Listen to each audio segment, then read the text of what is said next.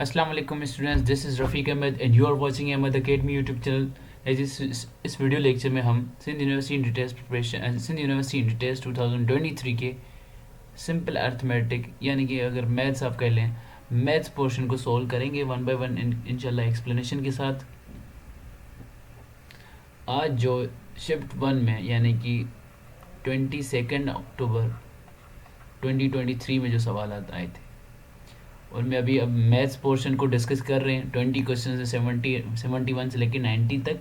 इंशाल्लाह next video lecture में आज के आने वाले टेस्ट के आईक्यू पोर्शन को डिस्कस करेंगे। ठीक है, चलिए स्टार्ट करते हैं बगैर टाइम वेस्ट किए। Question number 1, a number exceeds an other number by 5। दो नंबर है हमारे पास, एक ये वाला number exceed an other number, an other मतलब दूसरा भी कोई नंबर है। तो एक नंबर लेट से एक से वो किसी और नंबर से 5 बढ़ गया, मतलब 5 गुना ज़्यादा है। सही है, 5 गुना ज़्यादा नहीं, मतलब 5 ऐड हो गए। सही है, तो मतलब एक नंबर एक से तो दूसरा नंबर क्या है, सॉरी एक नंबर अगर y है तो दूसरा नंबर क्या है, दूसरा number x is equal y plus 5 है।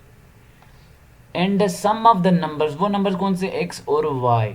And the sum of numbers यानी कि x प्लस y वो 19 के बराबर है। इस इक्वेशन को अगर मैं रीअरेंज करके लिखूं तो ये हो जाएगा x minus y is equal to 5 और ये वाली इक्वेशन सेम ही रहे, x plus y is equal to 19, right. अब मैं कहूँ कि दोनों इक्वेशंस की मतलब राइट हैंड साइड और लेफ्ट हैंड साइड में ऐड कर दें तो क्या हो जाएगा, एक्चुअली ये हो जाएगा x प्लस एक्स और ये ऊपर माइनस वाई है, नीचे प्लस की y है, इधर से सॉरी यहाँ पे 19 यस तो ये कितना हो जाएगा 5 प्लस 9 सॉरी 5 प्लस 19। तो y में कैंसिल, y माइनस वाई 0 होता है, या x plus x 2x is equal to 5 plus 19 is equal to 24। तो x की वैल्यू यहाँ से आपके पास में क्या आ रही है 12, x की वैल्यू आपके पास में यहाँ पे क्या आ रही है 12। तो ये तो वो बड़े वाला नंबर है ना, देखो x में कुछ मतलब y में कुछ ऐड हो रहा है, तो छोटे वाला नंबर देखो x क्या है, y में भी कुछ ऐड हो रहा है, इसका मतलब y छोटा नंबर है। हमसे पूछ रहा था कि स्मॉलेस्ट नंबर बताएं, इसका मतलब y की वैल्यू बताएं। तो ये x की वैल्यू 12 किसी भी इक्वेशन में जाके पुट कर दो। लेट्स मैं इस इक्वेशन में पुट करता हूँ, तो 12 is equal to y plus 5 बचेगा, 5 को साइड पे ले जाऊंगा तो ये एक्चुअली बन जाएगा 7। 5 जब इस साइड पे आ जाएगा तो y is equal to 12 minus 5 will be giving 7। तो smallest number our required smallest number या smaller number will be 7। Alright, okay, move to question number 2 for today's lecture। 85% of a number, किसी भी unknown number का 85% उसमें हम 24 add कर रहे हैं, the result is same, the result is same, what the number will B 85%। मैंने कहा था ना पिछले वीडियो में बताया था, जो 2022 के पेपर्स मैंने अपलोड किए थे उसमें बताया था परसेंटेज मतलब डिवाइडेड बाय 100। सो जब when you are saying 85% percentage की जगह डिवाइडेड बाय 100 कर दो, तो इसका मतलब 85 डिवाइडेड बाय 100। ऑलराइट, तो 85% ऑफ अ नंबर, वो नंबर कौन सा, लेट से x, वो मैंने मल्टीप्लाई कर दिया। 85% of a number is added to 24। 24 में वो ऐड करिए, 24 उसमें ऐड कर रहे हैं, gives us the same number. बताओ वो कौन सा नंबर होगा। Alright, gives us same number x। तो इस x की वैल्यू ही फाइंड करनी है हमें। ठीक है, यहाँ पे इसको सिंप्लीफाई करें तो ये हो जाएगा 17 और ये अगर 20, x वाली साइड उस साइड पे ले जाऊं ये हो जाएगा 24 इस साइड पे और ये x के साथ मल्टीप्लाई हो रहा है तो उस साइड पे चला जाएगा, तो ये पहले ही x बना हुआ है और यहाँ पे 17 divided by 20 into x 17 divided by 20 into x. इसको सिंप्लीफाई करूँगा तो मेरे पास में आ जाएगा 1/3x। ये एलसीएम लेंगे 20 निकलेगी, ठीक है। उसके बाद 20x minus 17x will be 3, ठीक है। सो 3 बाय एक्चुअली आ जाएगा यहाँ पे 3/20x या 3x बाय 20 लिख देंगे। ये किसके बराबर है? 24 के। टेबल जा रहा है 3 टाइम्स, यहाँ पे 8 आ जाएगा। x is equal to 8 times of 20। 8 times of 20 कितना होता है? 160। So our final answer is 160। Alright. If Khadija's birthday is today, अगर आज खदीजा की बर्थडे, इसका मतलब आज अभी खदीजा की जो वो बर्थडे, ये सॉरी उसकी जो एज हुई है that is let's say x. Khadija की जो उम्र है अभी, करंट एज है that is x let's say. After 1 year, एक साल के बाद, एक साल के बाद मतलब उसकी एज में एक ऐड हुआ 1 साल, ठीक है। This is age in years, okay. After 1 year she will become the twice, 2 times age she was 10 years before या 10 ईयर्स अगो। मतलब पहले आज उसकी एज क्या है? एक्स। और 10 ईयर्स बिफोर मतलब एक्स माइनस 10। तो ठीक है ना, मतलब 1 साल के बाद उसकी एज जो है वो ट्वाइस हो जाती है 10 साल से पहले वाली एज से, ठीक है। तो उसकी इक्वेशन यही बनेगी। इसको जब सिंप्लीफाई करेंगे हमें आंसर मिल जाएगा। एक्स अंदर 2x अंदर मल्टीप्लाई और 2 अंदर मल्टीप्लाई हो जाएगा, तो ये हो जाएगा x plus 1 is equal to 2x minus 20। ये इस साइड पे चला, x इस साइड पे चला जाए, 20 उस साइड पे चला जाए, तो यहाँ से हमें बनेगा 2x minus x is equal to 20 उस साइड पे चला, प्लस का हो जाएगा 20 प्लस 1, ठीक है। x इज इक्वल टू 21 हो जाएगा। 20 प्लस 1 21 हो जाएगा, ठीक है। तो करंट एज जो है उसकी वो 21 हो जाएगी। All right, move towards next question. If 6 men can make,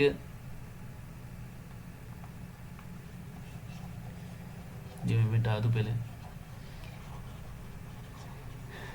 if 6 men can make 10 sofas in 2 days, in 2 days into 2, अब फिर मैं इसको ब्रैकेट में लिख लेता हूँ into 2, मतलब कितने भी दिन में बन रहा हो लेकिन दोनों का रेशो सेम होगा। देखना, 6 men make 10 sofas in 2 days, 6 men 10 sofas in 2 days, इसका रेशो बिल्कुल इसके बराबर होनी चाहिए। देखो मैंने ऊपर क्या लिखा था? 6 मैन, तो अभी हमारे पास 8 मैन है, तो ये 8। नीचे क्या लिखा था? नंबर ऑफ सोफाज, तो ये नंबर ऑफ सोफाज 8। और यहाँ पे डेज लिखे थे, तो डेज की जगह अब ये रिक्वायर्ड डेज है। यहाँ पे दोनों का रेशो सेम होना चाहिए, तो काम दोनों में एक ही होगा, पर डे का काम एक ही होगा, ठीक है। तो यहाँ पे मैंने x डाल दिया, ये 8 में कैंसिल, उस साइड पे 5 का टेबल जा रहा है, तो यहाँ पे x की वैल्यू एक्चुअली आ रही है 6 डिवाइडेड बाई 5।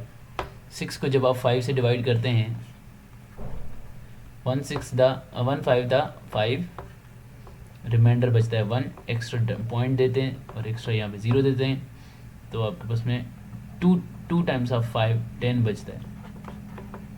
इसका मतलब 1.2 days, okay, right answer.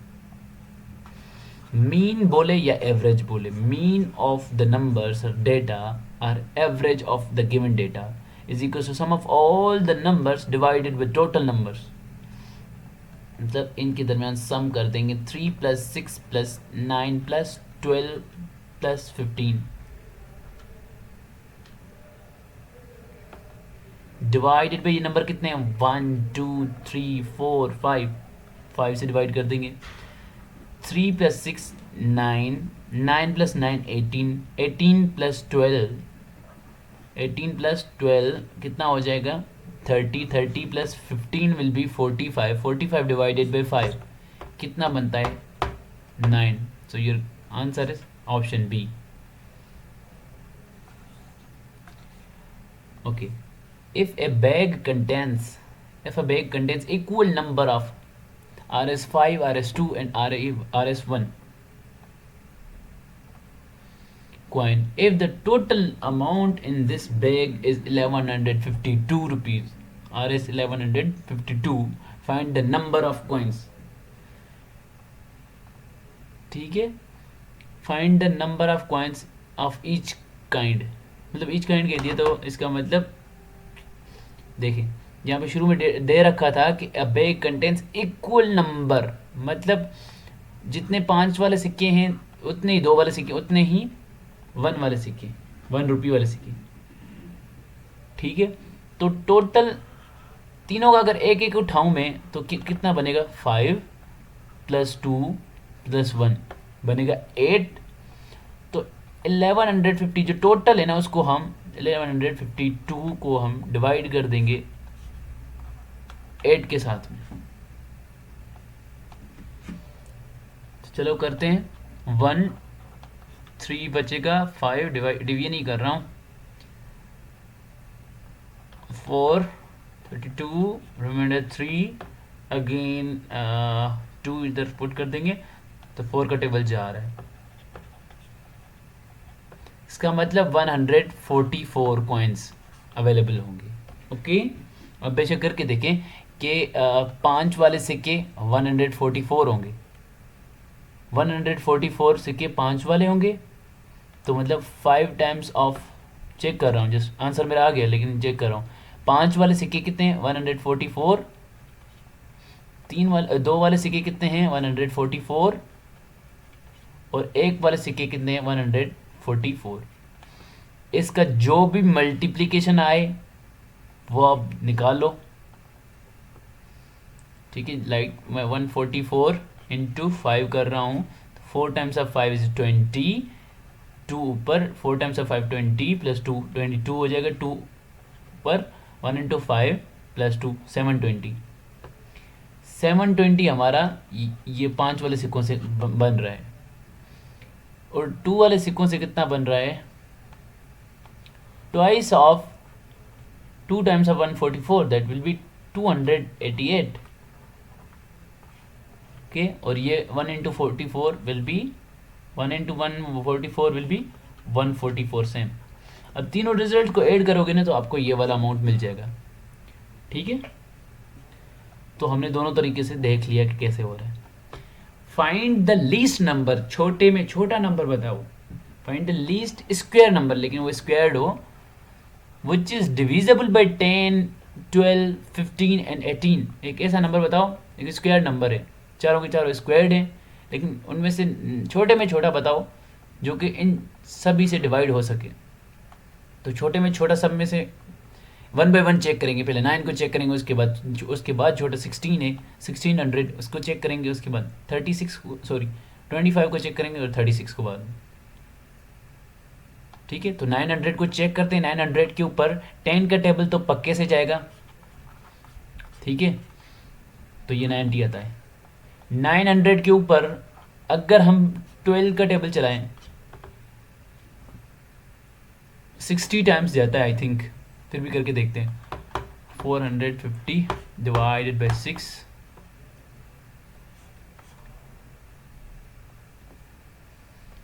$225 divided by 3,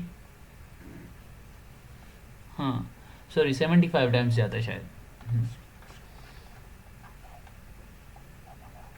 इसका 75 आंसर आ जाएगा।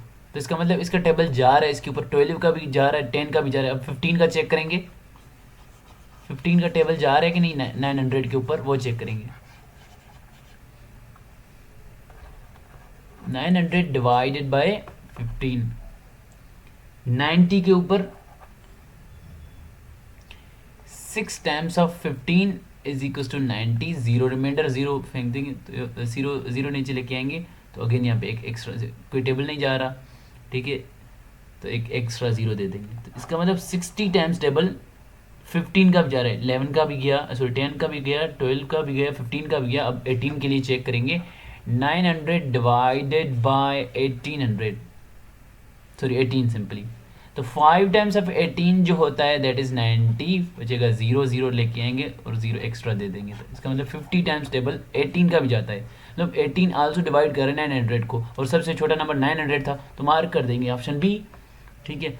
और ये जैसे जनरल नॉलेज का क्वेश्चन है, question number 78, 1 acre is equal to how many square feet, ठीक है, याद रख लें 1 एकड़ में इतने स्क्वायर फीट होते हैं, 43,560 स्क्वायर फीट होते हैं, okay.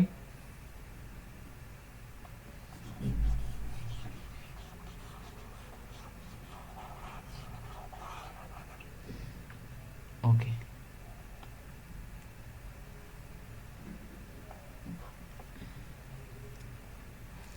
in a class, in a certain class the ratio of man to woman is 3:5। देखो man to woman, man to woman का जो रेशियो है दैट इज 3:5।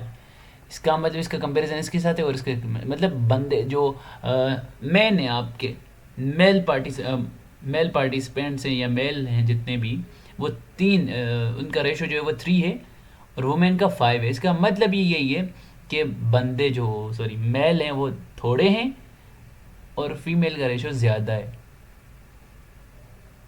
ठीक है। तो हमसे पूछा क्या है, if the class is string, class में टोटल 24 बंदे हैं, if the class has 24 people in it, how many of them are women. हमने ये तो तय कर लिया था कि वुमेन ज़्यादा है मैन से, तो लेट से मैं एक एक ऑप्शन को चेक करता हूँ। मैं कहता हूँ कि जी लेट से ऑप्शन ए को मैं चेक करता हूँ कि 9 वुमेन है, तो पीछे कितने बनते हैं 15 मैन होंगे क्या, नहीं ना, ऑप्शन ए तो दूर, मतलब पहले से हम जान लेंगे कि ऑप्शन ए गलत है, मतलब ये आंसर नहीं हो सकता। क्यों? क्योंकि हमने पहले से ये बना के रख दिया गिवन डेटा में से कि नंबर ऑफ फीमेल या number of women is greater than number of man, तो ये वाला ऑप्शन तो होगा ही नहीं, क्योंकि 9 वुमेन और पीछे 15 मैन हो रहा है, रेशियो सेटिस्फाई नहीं हो रहा है, तो कैंसिल आउट करो, ये ऑप्शन नहीं है। ऑप्शन बी को चेक करते हैं, लेट्स से 12 वुमेन और तो पीछे 12 बचे, तो इसका मतलब 12 मैन, फिर तो रेशियो 1/1 होना चाहिए था, इसका मतलब ये वाला भी गलत है। अब आते हैं ऑप्शन सी के ऊपर, अगर हम कहते हैं कि 15 वुमेन हैं तो पीछे कितनी बनती हैं, कितने बंदे बनते हैं 9, तो यहाँ पे मैं 9 रख दूंगा। अब इसका रेशो ले लूँगा 5:3 आ रहा है, इसका मतलब देखो ये जो रेशो है, ये वुमेन टू मैन वाला रेशो है। अगर इसको रिवर्स करूँगा, मैन टू वुमेन वाला बनाऊंगा, दैट विल बी 3:5। इसका मतलब ऑप्शन सी हमारा करेक्ट है, उसको सेटिस्फाई कराते हुए मतलब ऑप्शन सी को पिक करते हुए क्वेश्चन सेटिस्फाई हो रहा है, ठीक है। Complete the sequence, complete series को कंप्लीट करें, या नेक्स्ट नंबर कौन सा आएगा वो हमें बताएं। यहाँ पे 4 + 4 हुए हैं, मतलब 4 ऐड हुए हैं एक्चुअली, तो नेक्स्ट नंबर 8 बना है, उसके बाद 8 में 1 ऐड हुआ है, उसके बाद फिर 4 ऐड हुए हैं, फिर 1 ऐड हुआ है, मतलब 1 ऐड हो रहा है देन 4 ऐड हो रहा है, 1 ऐड हो रहा है देन 4 ऐड हो रहा है। अब इधर 1 ऐड हो गया, अब यहाँ पे 4 ऐड होकर 18 बन रहा है, नेक्स्ट अगेन 1 ऐड होगा, तो 18 + 1 इज इक्वल टू यहाँ पे नेक्स्ट नंबर 19 आ जाएगा, option D is correct. Coordinate of origin, origin के कोऑर्डिनेट 0,0 होते हैं, ठीक है, एक्स एक्सिस और वाई एक्सिस का कोऑर्डिनेट सिस्टम बनाते हैं, तो ये ओरिजिन होता है। इसके जो कोऑर्डिनेट्स होते हैं 0,0 होते हैं, मतलब ये एक ऐसा पॉइंट है यहाँ पे एक्स और वाई दोनों 0 हो जाते हैं, ठीक है।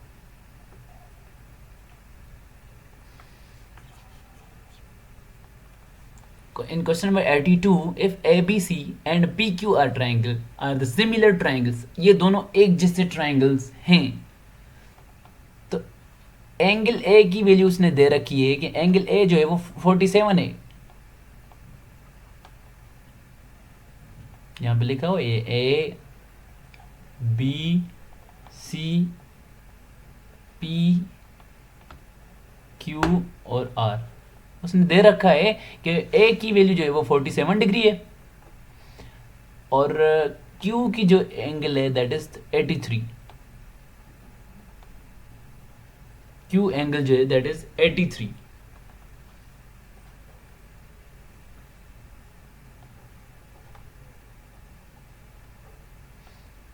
देन मेजरमेंट एंगल सी की वैल्यू बताएंगे, सी की कितनी वैल्यू होगी।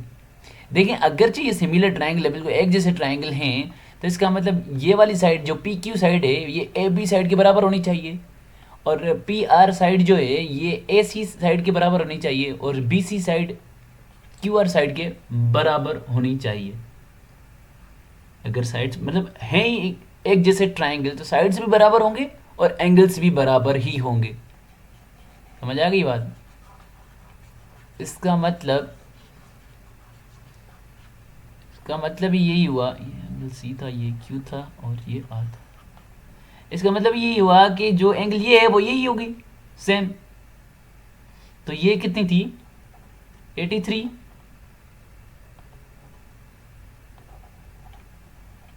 ये भी 83 angle.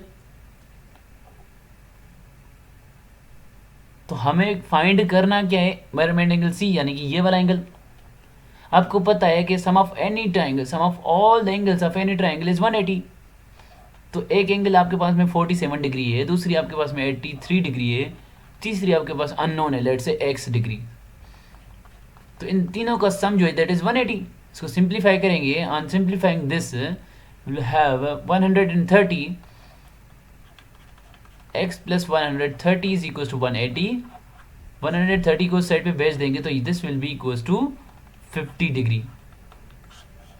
So option A is correct. The cube root of 0.000216 will be what? इसको एक्चुअली हम क्यूब रूट को हम लिख सकते हैं, देखें यहाँ पे 216 का हमें क्यूब रूट पता होता है, तो इसमें ट्रिक क्या रखी हुई है कि इसको ना हम एक्सपोनेंट फॉर्म में लिखेंगे। किस तरह कि अगर यहाँ पे जो डॉट लिखा हुआ है, ये जो पॉइंट है, ये अगर शिफ्ट कर दें 216 के बाद में लिखें तो कितने बीच में डिजिट्स आते हैं, 6 डिजिट्स आते हैं, 3 6 डिजिट्स। तो इसका मतलब मैं इसको जब क्रॉस करता जाऊंगा 216 इंटू 10⁻⁻⁶ इसको मैं लिख सकता हूँ और इसका मुझे क्यूब रूट लेना है। इसका मुझे क्यूब रूट लेना था, तो या मैं इसका क्यूब रूट लूँ या मैं इसका क्यूब रूट लूँ, एक ही बात है। और ये भी आपको पता है कि a into B, square root of a into B can be written as square root a का अलग लो, मल्टीप्लाई करो स्क्वायर रूट b। तो यहाँ पे भी यही करेंगे, स्क्वायर रूट हो या क्यूब रूट हो कुछ भी हो। तो यहाँ पे क्यूब रूट ऑफ 216 अलग से लेंगे, ठीक है, और क्यूब रूट ऑफ 10⁻⁻⁶ अलग से लेंगे। ऑन सिंप्लीफाइंग हम 216 को इसके फैक्टर्स फाइंड करेंगे 216 के, तो हमारे पास आता है 6 इंटू 6 इंटू 6 आता है, ये वाले फैक्टर्स इसके आ जाते हैं। तो इसको एक्चुअली लिख सकते हैं 6 क्यूब और इस क्यूब रूट की वजह से 1/3 पावर, 3 में कैंसिल, इंटू ये इसका भी पावर जब 10⁻⁻⁶ से इंटू इस क्यूब रूट की वजह से 1/3, 3 6 में कैंसिल, तो ये यहाँ पे 6 बचा था, 6 इंटू ये मल्टीप्लीकेशन की साइन, और ये कितना बन रहा है 10⁻⁻2, 10⁻⁻2 या फिर इसको इस तरह लिख सकते हैं 6 डिवाइडेड बाई 10⁻⁻100 के बराबर था। और इसका रिजल्ट इसको डिवाइड करेंगे, इसमें देखें कि इसको ना मतलब आप यहाँ पे देखें, यहाँ पे पॉइंट है, तो ये -2 इंडिकेट्स कि आप जो है ना इसको सिंप्लीफाइड फॉर्म में जब लिखेंगे आप 2 कदम पीछे जाएं, 2 डिजिट्स पीछे जाएं। यहाँ पे आप कंसीडर कर लें ये 0 होता है, यहाँ पे 0 होता है, लिख सकते हैं, मतलब 6 इज आल्सो रिटन एज 06। क्या फ़र्क पड़ता है 6 लिखूँ या 06 लिखूँ, अगेन 6 ही होगा, कंसीडर किया जाएगा। ये यहाँ पे सोचें कि यहाँ पे आपका पॉइंट है, -2 है, दिस इंडिकेट्स आपने लेफ्ट में जाना है 2 डिजिट्स, यहाँ पे मैं आ जाऊँगा, तो ये 0.06 will be our answer. So option B is correct. In how many ways 2 students could be chosen. Choose करना या सिलेक्ट करना, चूज करना मतलब सिलेक्ट करना, ये कॉम्बिनेशन, अगर कोई इंजीनियरिंग का स्टूडेंट है उसको पता होता है कि कॉम्बिनेशन का फॉर्मूला क्या होता है. Combination C n C r, इसको हम लिखते हैं, इसका फॉर्मूला होता है n factorial divided by n minus r factorial into r factorial. Factorial का मतलब ये होता है कि अगर आप 5 फैक्टोरियल लिखते हैं तो इसका मतलब ये 1 तक इसको लेके जाएं, इसको मल्टीप्लाई करते जाएं, 5 इंटू 4 इंटू 3 इंटू 2 इंटू 1. इसी तरह अगर मैं 6 फैक्टोरियल लिख रहा हूँ तो इसका मतलब है 6 into 5 into 4 into 3 into 2 into 1. तो फैक्टोरियल का ये मतलब होता है. लेकिन कॉम्बिनेशन के लिए ये फॉर्मूला है, और आप चूज़ कर रहे हैं, चूज़ मतलब सिलेक्ट कर रहे हैं, सिलेक्शन के लिए सिलेक्शन या चूजिंग, चॉइस या सिलेक्शन, उनके लिए हम कॉम्बिनेशन का फॉर्मूला यूज़ करते हैं. अरेंजमेंट्स के लिए, अगर अरेंजमेंट्स की बात होती, ऑर्डर की बात होती, तब हम परमुटेशन वाला फॉर्मूला यूज़ करते हैं, n P r, that is equal to n factorial divided by n minus r factorial. लेकिन अब की बार चूज इन लिखा है, मतलब चॉइस करनी है, हमें सिलेक्ट करनी है, जस्ट कोई भी हो, किस पोजीशन पे अब यार हो, मैटर नहीं करता, बस सिलेक्ट होनी चाहिए. सो कॉम्बिनेशन का फॉर्मूला लगाएंगे, 20 स्टूडेंट्स में से 2 को सिलेक्ट कर रहा है, इसका मतलब 20 factorial divided by n minus r, यानी कि 20 minus 2, that will be 18 factorial. यहाँ पे ये n minus r into factorial था, तो इसका 18 फैक्टोरियल इंटू इसका अलग factorial r factorial, so 2 factorial. 18 जो 20 फैक्टोरियल है, मैं उसको लिख सकता हूँ 20 इंटू 19 इंटू 18 फैक्टोरियल. तो 20 फैक्टोरियल की जगह मैं ये लिख सकता हूँ 20 इंटू 19 इंटू 18 फैक्टोरियल. डिनोमिनेटर में 18 फैक्टोरियल पड़ा हुआ है, सो सॉरी,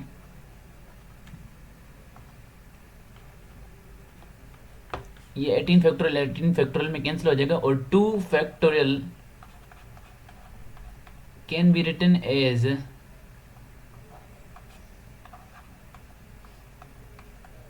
2 इंटू 1. तो इसकी जगह 2 फैक्टोरियल की जगह हम 2 इंटू 1 यानी कि 2 लिख देंगे. 2 का टेबल 10 के ऊपर जाता है, 2 का टेबल 20 के ऊपर जाता है 10 टाइम्स, और 10 टाइम्स ऑफ 19 बचता है हमारे पास, 10 टाइम्स ऑफ 19 ये बचता है, ये 190 होता है. सो 190 इज अवर फाइनल आंसर. देख रहा है कहीं पे? Yes, option A in question number 84.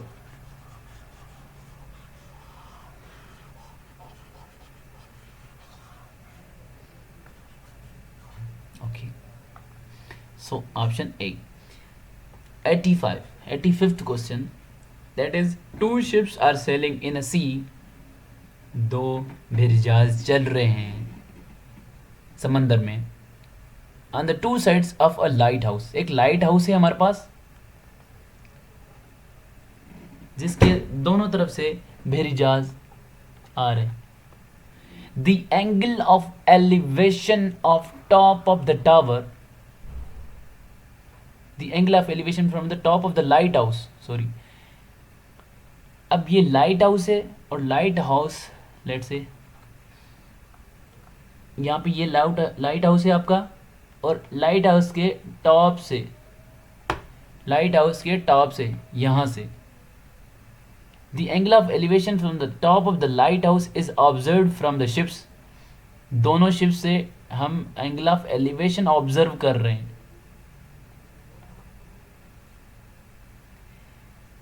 एक की आ रही 30, मतलब इस पॉइंट से, इस शिप से इस लाइट हाउस के टॉप को देख रहे हैं ऊपर, तो हमारा जो एंगल बन रहा है वो बन रहा है 30,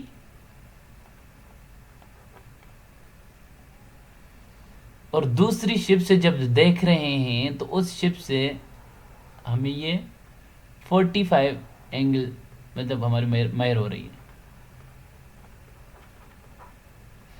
if the light house is 100 metre high, यानी कि ये जो लाइट हाउस की ये जो लाइट हाउस था इसकी जो हाइट है, यानी कि ये वाली साइड ये 100 है, then distance between ships will be what, ये देखो शिप्स का डिस्टेंस यहाँ से लेके यहाँ तक, फिर यहाँ से लेके, मतलब ओवरऑल शिप्स का डिस्टेंस कौन सा आ रहा है, ये वाला डिस्टेंस हमें मेजर करना है। ठीक है, तो चलिए स्टार्ट करते हैं। अब यहाँ पे देखें तो ये है हमारे पास राइट एंगल ट्राइंगल।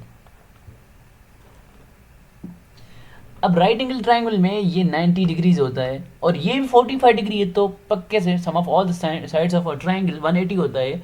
एक 45, एक 90, 90 प्लस 45 135, तो थर्ड भी 45 ही होगी, मतलब third angle will be also 45। और 45 के सामने वाली एंगल 100 है, तो इसके 45 के सामने वाली भी एंगल सेम ही होगी, that will B 100।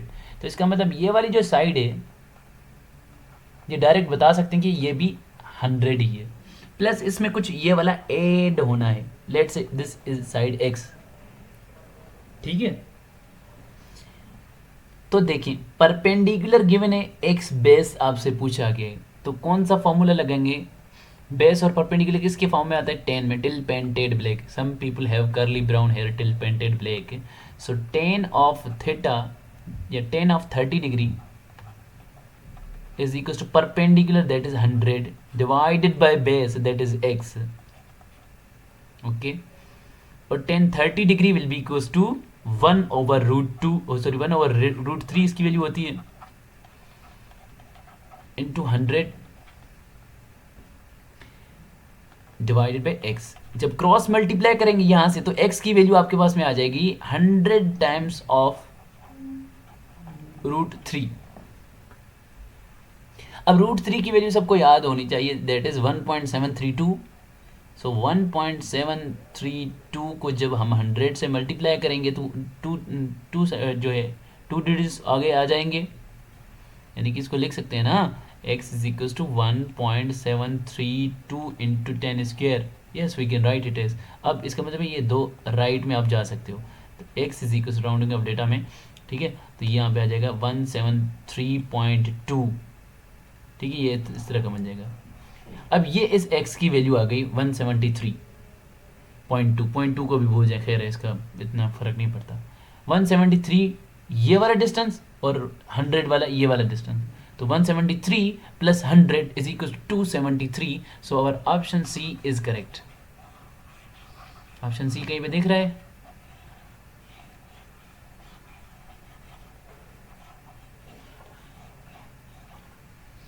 To 273 is right answer.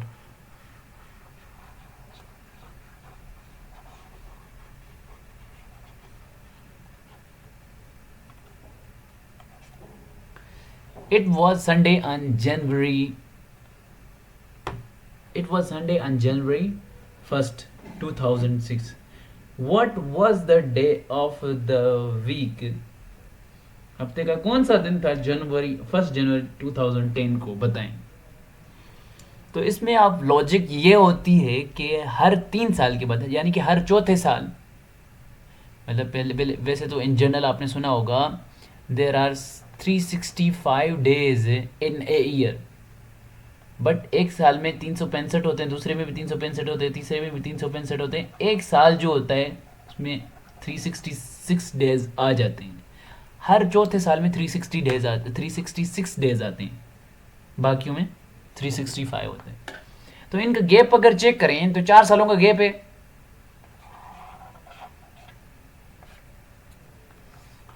हमें 2010 की 1 जनवरी को बताना है कि कौन सा दिन है, ठीक है। तो 1 जनवरी 2007 1 साल, 1 जनवरी 2008 2 साल हो गए, 1 जनवरी 2009 3 साल हो गए, 1 जनवरी 2010 4 साल हो गए। अब इन 4 सालों में एक ऐसा साल आया होगा जिसमें 366 डेज थे। तो डेज का अगर मैं काउंट करूं डेज को, तो एक 365, दूसरा भी 365, और तीसरा भी जो है वो 365 है। एक ऐसा है जिसमें 366 डेज आ गए, और इन सब का मैं जब सम अप कर रहा हूं तो कितना बन रहा है? 300, थ्री टाइम्स ऑफ 3 इज 900,000 और 130, 1130, 95, yes, it will be 1461. Okay, 1461. अब ये मैंने देखे कि कितने नंबर ऑफ डेज हो रहे हैं। अब आपको ये भी पता है हर 7 दिन बाद हर 7 दिन बाद सेम डे आ जाते हैं। Like after 7 days from here मैं अगर देखूं तो 7 दिन बाद अगेन संडे आ जाएगा। तो हर 7 दिन बाद संडे आता जाएगा आता जाएगा आता जाएगा, इसलिए मैं इसको 7 से डिवाइड कर लूँगा। ये एग्जैक्टली अगर 7 से डिवाइड हो रहा है तो इसका मतलब इसके दिन, इसमें दिन में भी संडे का दिन है, इस दिन भी संडे का दिन है, ठीक है। लेकिन अगर नहीं हो रहा एग्जैक्ट डिवाइड तो इसके पीछे वाले अंक को हम डिवाइड करके देखेंगे 7 से। इसमें आप करेंगे 1460 को डिवाइड करेंगे 7 से, तो अगेन रिमाइंडर कुछ ना कुछ बच रहा होगा, मतलब एग्जैक्टली डिवाइड नहीं हो रहा। और इसको 1459, 1458, 1457, इनको भी 7 से डिवाइड करेंगे, अभी भी डिवाइड नहीं हो रहा। लेकिन जब 1456 की बात करेंगे तो ये एग्जैक्टली 7 से डिवाइड हो रहा होगा। मतलब इतने दिनों बाद अगेन संडे आ जाएगा, और अगले दिन, इस दिन ये हो जाएगा मंडे, ये हो जाएगा ट्यूसडे आपका, ये आपका वेनसडे, ये आपका हो जाएगा जी थर्सडे, और ये जो 1461 आपने निकाला ये आपका हो जाएगा Friday. So your answer is C, Friday हो जाएगा। 10 जनवरी 2010 को फ्राइडे था, ठीक है। उसके बाद ये देख लें कि एन एक्यूरेट क्लॉक जो है 8 PM पे या 8 o'clock पे 8 बज रहे हैं जब क्लॉक के अंदर,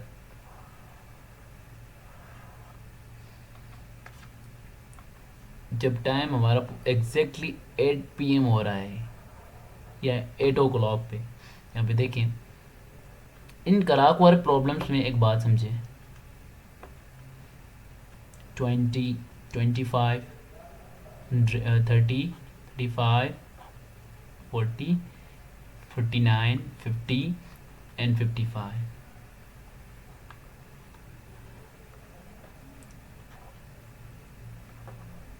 ये 8 है, तो exactly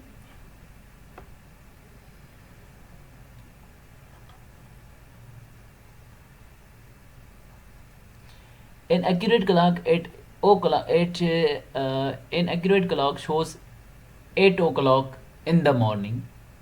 Through how many degrees will the hour hand rotate? जो hour hand है, छोटी वाली सुई hour hand होती है ना, तो hour hand ने कितना रोटेट किया होगा, कितने डिग्रीज उसने कवर किए होंगे, कितने डिग्रीज रोटेट किए होंगे जब वो एग्जैक्टली 2 PM पे आ रहा है या 2 o'clock पे आ रहा है। यानी कि जब टाइम आपका ये जो अवर एंड है ये आपका गुजरते गुजरते 9 पे आया, 10 पे आया, 11, 12, अगेन 1 and 2 पे आ गया, ये मतलब बिल्कुल इधर आ गया। इसको अगर मैं कलर चेंज कर दूं, ये येलो कर दूं, तो एग्जैक्टली यहाँ पे 2 है, तो 2 PM के ऊपर आप अगर सीधा सीधा देख लें, ये 8 और 2 एक दूसरे के बिल्कुल सामने होते हैं। यानी कि अगर आप देखें तो दोनों की एक एक साइड पे 6 होंगे, सॉरी 5 होंगे। ये 1, 2, 3, 4, 5, ठीक है, 1, 2, 3, 4, 5, दोनों के मतलब दोनों साइड पे 5 आ रहे हैं। इसका मतलब बिल्कुल ये एक दूसरे के सामने सामने आ रहे हैं, जैसे 12 और 6 होते हैं। तो इस तरह आमने सामने आने वाले में एंगल कितना होता है? 80 डिग्री। लेकिन हर प्रॉब्लम इतना सिंपल थोड़ा ही होगा। तो आपने क्या सोचना है, जस्ट थिंक लाइक, मेरी बात सुने। इस अवर एंड इस जो ये जो हमारा क्लॉक होता है, इसमें हर 2 डिजिट्स के दरमियान का जो एंगल होता है वो 30 डिग्री होता है। यानी कि 8 और 9 के दरमियान में एंगल पूछूं ये वाला तो आप बोलेंगे 30 है। तो मैंने क्या समझाया कि हर 2 डिजिट्स के दरमियान का जो एंगल होगा दैट विल बी 30। यहाँ तक मतलब 8 और 9 के दरमियान यहाँ तक 30, और ये एक्स्ट्रा 30, ये एक्स्ट्रा 30, 30 + 30 + 30 90 हो गया, और यहाँ तक 120, यहाँ तक 150, और यहाँ तक कितना हो गया 180। So answer is 180। Okay, question number 88। 65 how much 60% of 50 is greater than 40% of 30? दोनों की, इसकी 60% निकालेंगे, इसकी 40% निकालेंगे। 60% मतलब 60 डिवाइडेड बाई 100 ऑफ 50, 50 मतलब ऑफ मतलब मल्टीप्लाई बाई, इसका 0 0 में कैंसिल, इसका 0 0 में कैंसिल, तो ये कितना बनता है 5 6 30। 40% ऑफ 30, 40% ऑफ 30, 0 0 में कैंसिल, ठीक है। और ये कितना आ जाता है 12, ये कितना आ जाता है 12। अब देखो कि 30 जो है वो कितना बड़ा है 12 से, 18, 18 का डिफरेंस है ना, तो our answer is 18। Question number 89, second last question for this lecture is, if a sum of Rs 1360 has been divided among 3 person A, let's say A, B and C. If A gets 2/3 of B and B gets 1/3 of 4, sorry, and B gets 1/4 of C, then what is B's share? B का share कितना होगा, right? तो हम इसको solve करेंगे। Let's say C का जो share है, let's say share of C is X, C का शेयर कितना है X है, तो 1300 को आप X से डिवाइड कर देंगे, सॉरी ये X आपका C का जो है शेयर है। अगर मैं आपसे B का शेयर पूछूं तो B का शेयर कितना है, दैट इज 1/4 ऑफ C, और C का कितना है X, तो B का कितना हो जाएगा X/4। आगे बात समझ।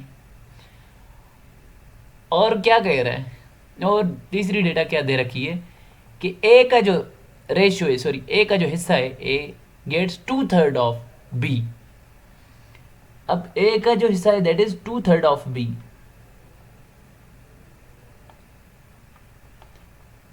To third of B, B तो ये है ना, तो इसका 2/3 X/4, 2 2 में कैंसिल, ये हो रहा है A की वैल्यू कितनी हो रही है X/6। इन सब को ऐड करके देखो A B C कोई ना कोई वैल्यूज है, इनको इक्वल इक्वल शेयर मिला है, इन सब को ऐड करके यानी कि X + X/4 + X/6, ये मेरा 1360 बनना चाहिए। जब एलसीएम निकालेंगे तो LCM will be our 12, LCM कितनी आएगी इनकी 12, और ये 12x + 3x + 2x, ये हो जाएगा आपके पास 17x divided by 12 is equal to 1360। ये x इधर ही पड़ा रहे, ये उस साइड पे मल्टीप्लाई करें, 1360 इंटू 12 डिवाइडेड बाई 17,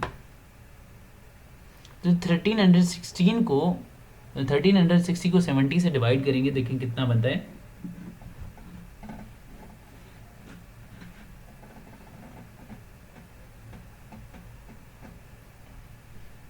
देखिए कितना बनता है,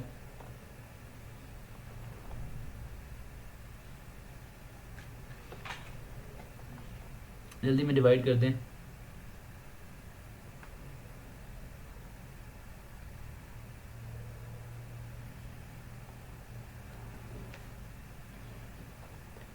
तो आपने क्या करना है, 1360 को सॉरी आपने 17 से डिवाइड करना है। 1 के ऊपर टेबल नहीं जा रहा 17 का, तो 13 के ऊपर लगाएंगे। 13 के ऊपर नहीं जा रहा तो 136 पे लगाएंगे, ठीक है।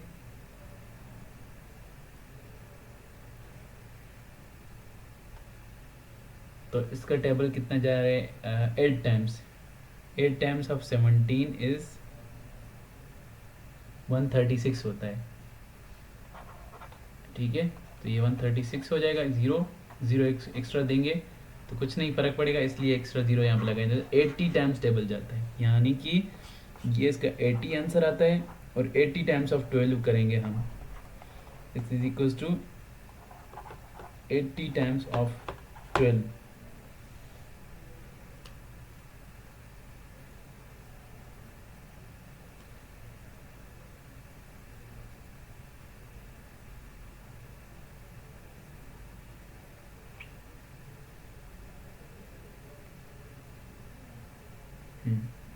तो ये कितना बन गया,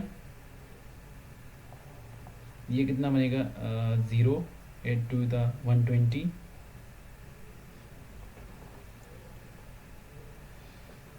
ज़ीरो और 9 द 96, तो ये बन जाएगा 960। ये जो 960 है ना, ये किसका शेयर था, सी का। और हमें शेयर किसका चाहिए, बी का। बी का शेयर क्या है, जो सी का शेयर आए ना उसको डिवाइड कर दो 4 के साथ में, सही है ना। सी का एक्स था तो ये एक्स डिवाइडेड बाई 4। जो भी आंसर आए ना बी के शेयर के लिए, उस एक्स को डिवाइड कर दो 4 से। तो 960 डिवाइडेड बाई 4 कितना बनता है, 960 डिवाइडेड बाई 4। सो आपके पास में आई थिंक यही आ रहा होगा, B is equal 240। So 240 RS will be the share of B. Last question. That हमारा जो last question है that is कि find the greatest number which will when be divided with 25, 73. Sorry. Find the greatest number which will divide 25, 73 and 97 so as to leave the same remainder. Remainder same बचना चाहिए। तुम्हें देखो greatest number पूछा है तो option में से सबसे बड़ा नंबर, बड़े से बड़ा पिक करेंगे पहले। बैक सोल्व कर रहे हैं, पीछे से सोल्व कर रहे हैं। बेशक हमें एग्जैक्ट मेथड नहीं पता लेकिन शॉर्टेस्ट मेथड ये, ठीक है। अब क्या है कि सबसे बड़ा जो है वो 32 है। मैं 32 को टेस्ट करूंगा, लेकिन 32 से भी मेरे पास एक नंबर है छोटा जिसको डिवाइड करना है। अब 25 तो डिवाइड हो ही नहीं सकता 32 से, इसलिए मैं इसको इग्नोर कर दूंगा। उसके बाद जो नेक्स्ट नंबर आ रहा है दैट इज 24। जब 24 25 को इसको डिवाइड करेगा,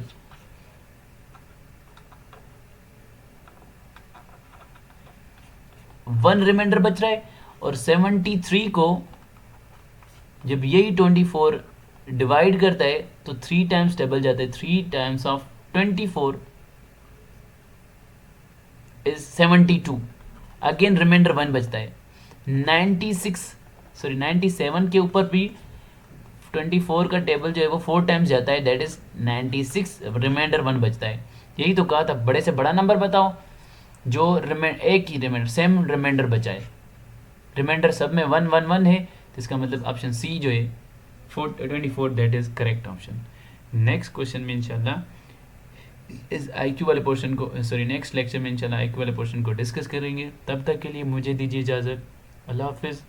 और इसके अलावा अगर आपको कोई कन्फ्यूजन है या कोई प्रॉब्लम है, कोई पास पेपर सॉल्व करते हुए या कोई भी सवाल वगैरह पूछना है या Sindh university test preparation WhatsApp group join करना है तो मेरे इस व्हाट्सएप नंबर पे से रब्ता कर सकते हैं 0342359489 या फिर ये भी मेरा नंबर है 0326 921825 दोनों में से किसी भी नंबर पे व्हाट्सएप पे आप रब्ता कर सकते हैं मुझे, ठीक है, और अपने डाउट्स शेयर करके क्लियर करवा सकते हैं।